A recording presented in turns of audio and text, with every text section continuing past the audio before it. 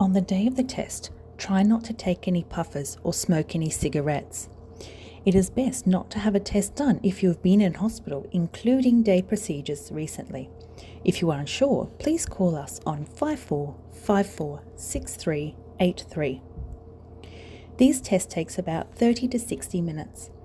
When you make a booking, please let us know if you need an interpreter. You will find us on level 1 in specialist clinics. Firstly, we will measure your height and weight without shoes, as this gives us an idea how big your lungs should be. We will also ask about medications, medical history, date of birth, and smoking history. For instance, have you ever smoked? When was your last cigarette? How many years have you smoked for? And roughly, how many cigarettes a day over the whole time that you have smoked? Some people will be asked to do different tests. Exhaled nitrogen, or FeNO.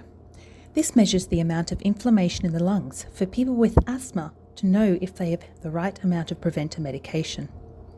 This test requires you not to have had anything to eat or drink for the previous hour.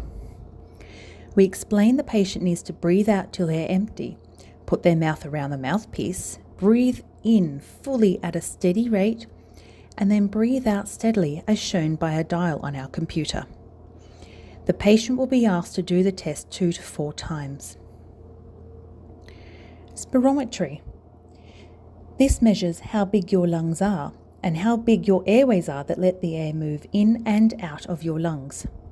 The patient will sit upright, then puts their lips around the mouthpiece with a nose clip on their nose.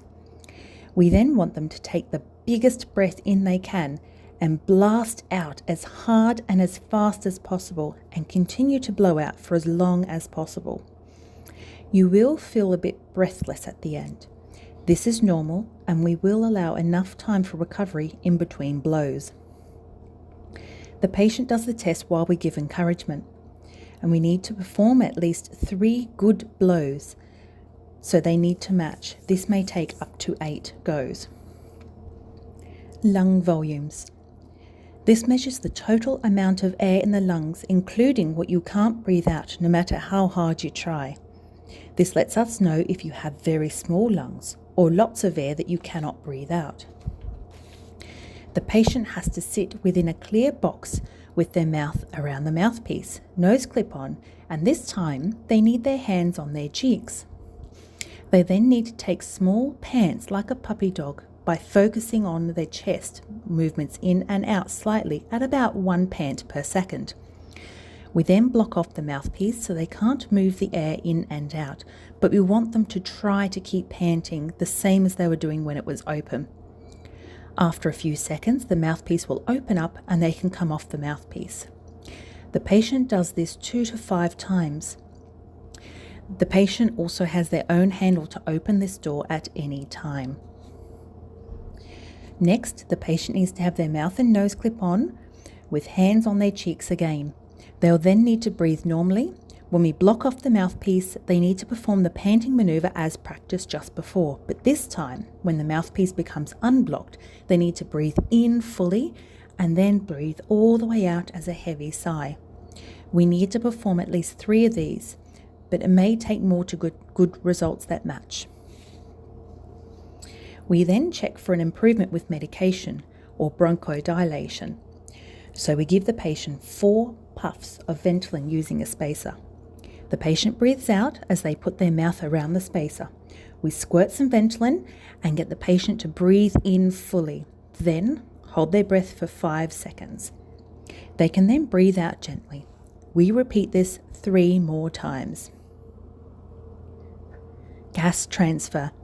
This measures how well you take up the oxygen that you breathe.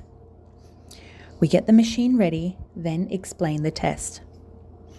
The patient needs to breathe normally, then blow all the way out till they're empty, and a big breath all the way back in, a bit slower at the start, then getting faster and faster back in.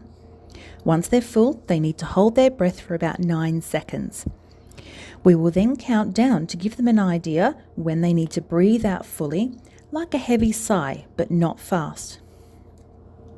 In between the tests, we do a blood hemoglobin test with a quick skin prick.